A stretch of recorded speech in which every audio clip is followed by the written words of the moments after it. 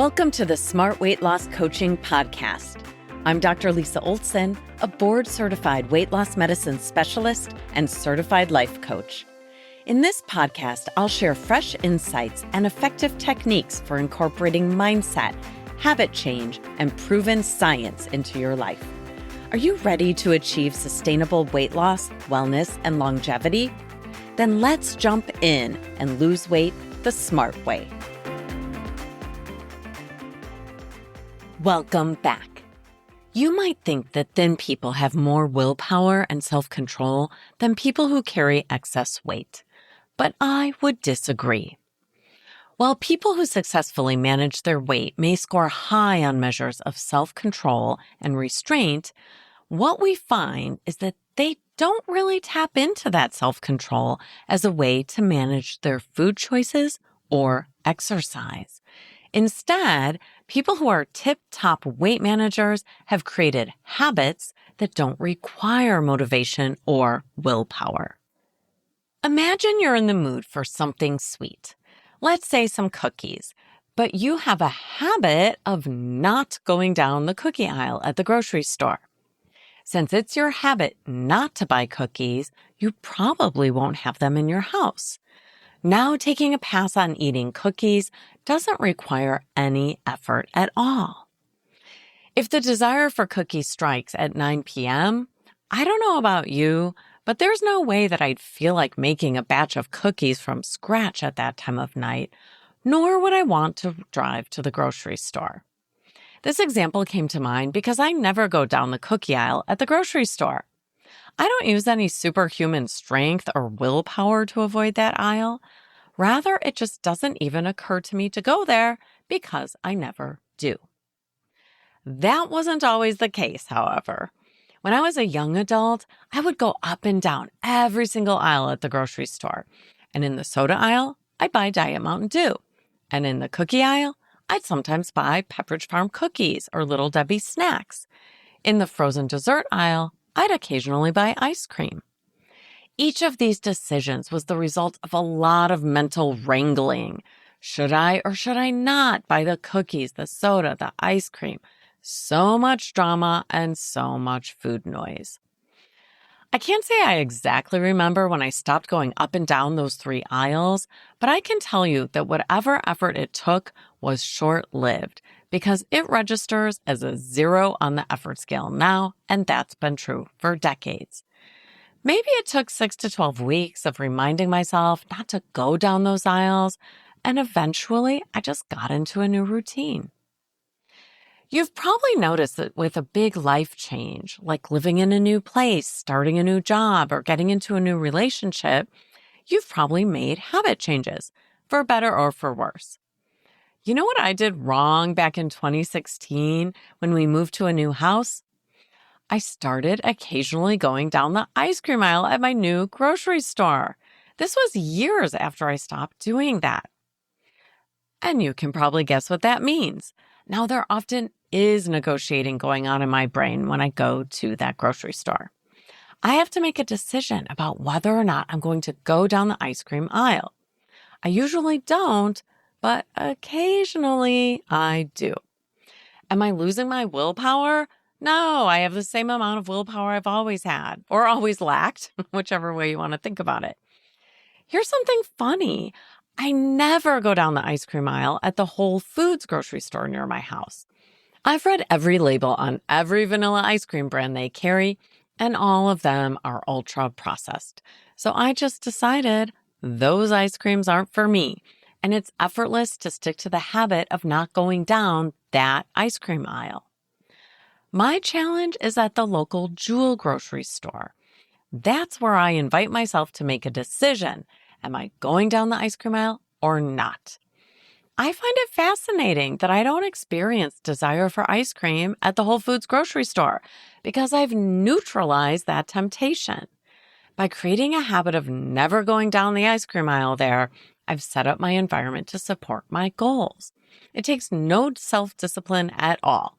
Even though at Jewel, I found myself tapping into willpower to avoid the ice cream aisle. It's a strategy that's unreliable because I don't have a clear and consistent protocol to skip the ice cream aisle every single time. That's where I occasionally get tripped up. Remember that habits are things we can start doing or things we can stop doing. Sometimes a habit change doesn't stick. That's normal. It happens. In my case, I can try to recreate the habit of skipping the ice cream aisle at Jewel every single time by setting that intention, prompting myself with cues, and rewarding myself for my effort or my success. When I work with women on weight loss, I don't spend time trying to get them to improve their willpower or self-control.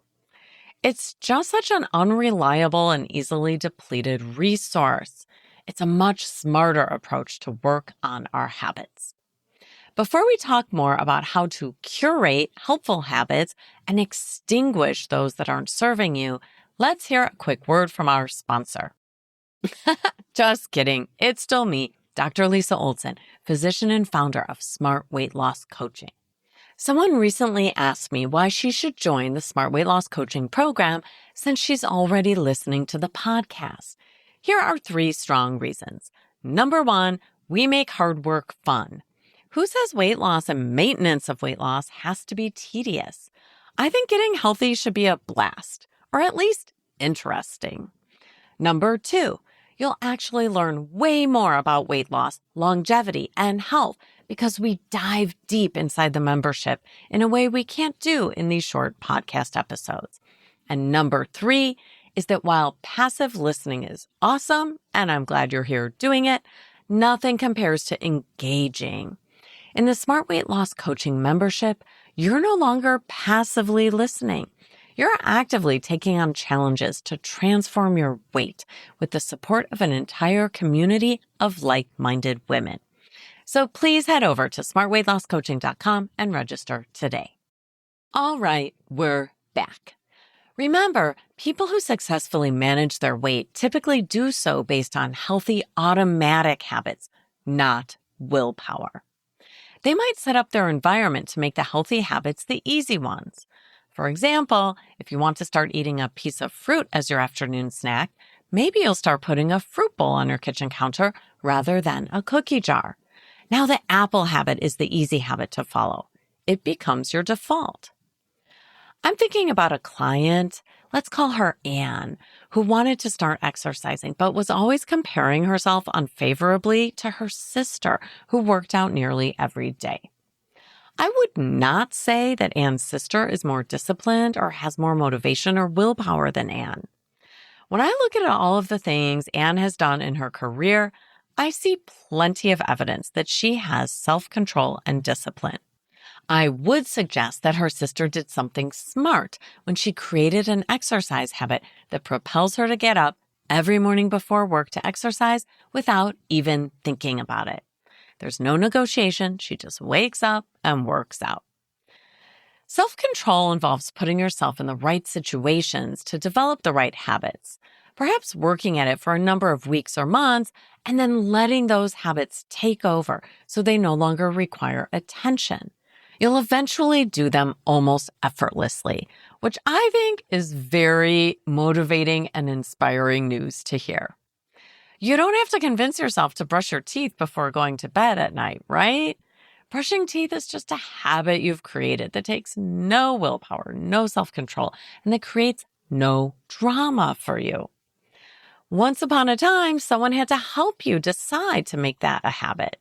Probably a parent who reminded you to brush your teeth before bedtime over and over and over again until finally you didn't need the reminder anymore and you just did it on your own.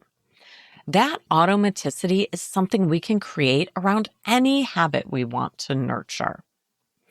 I'd like to invite you to think for a moment about a habit you developed as an adult. Maybe one you weren't thrilled about doing, but you did it anyway. Perhaps you pay your bills the day you receive them. Or maybe you floss your teeth every day. Maybe you always clean the dishes right after dinner, walk your dog in the morning, or turn off the lights every time you leave a room. These are probably things you had to start doing at some point, but now they're automatic. They're habits. You don't even think about them. Honestly, there's been nothing like parenting teenagers to help me see how many things we do automatically as adults that are not second nature when we're young. Every single one of you listening already knows how to create plenty of adult habits. Here are a few more examples. Maybe you put your keys in the same place every time you arrive home so you don't lose them. Perhaps you put your phone or laptop on a charger at night so it's fully charged when you get up in the morning. Maybe you do your laundry on the weekend so you have clean socks and underwear for the week ahead. You are already skilled at creating habits, so now we just want to take your talent and turn it toward habits to support weight loss, longevity, and better health. How do we get started on a new habit? I'd suggest the first step is to pick one and write it down. Take a moment to think about why you want to make something automatic. Why is this habit meaningful to you? Write that down too. Once you've identified the habit, then I'd suggest seeing if you can link it to a habit you already have. For example, last year, I stacked morning exercise on the routine of driving my kids to school. I dropped them off at school and immediately go exercise.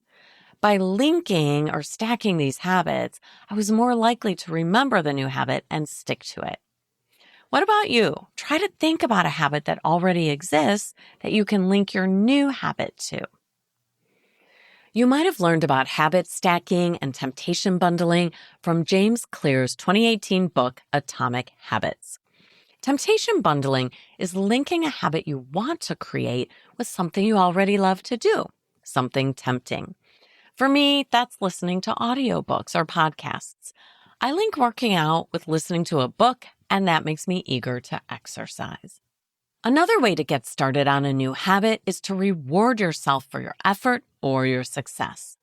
Women in my program hear me say this all the time. Behaviors that get rewarded get repeated. You can reward yourself by something as simple as tracking how many days you attempt your habit each month. Eventually, you won't need the reward of writing it down, similar to a child getting a sticker on a chart each time she brushes her teeth. The sticker is the reward initially, but once that habit is automated, the sticker's no longer needed. Easy habits can be created in weeks, maybe not 3 weeks as popular lore would have it, but maybe 6 weeks. More complex habits may take several months before they get easier and begin to feel automated. I'm guessing you've got a habit in mind that you'd like to create or interrupt, which is great because it's time for your NBA, your next best action. This is something you're going to get started on now or sometime today to create forward momentum for your weight loss journey. Remember, sustainable weight loss and habits to increase your health span aren't accomplished through sheer willpower or self-control. They're accomplished through automaticity, through healthy habit formation. Anyone can create a healthy habit, and that includes you. Oh, one last thing, a quick announcement for any of you living in Illinois. We have a new physician assistant who's available for one-on-one weight loss guidance, and she's also able to prescribe weight loss medications to those who qualify based on their BMI. Reach out to us at team@smartweightlosscoaching.com if you'd like to make an appointment. Thanks so much for listening. If you'd like more support during your smart weight loss journey, check out our group coaching program at smartweightlosscoaching.com. Until next time, stay well and stay smart.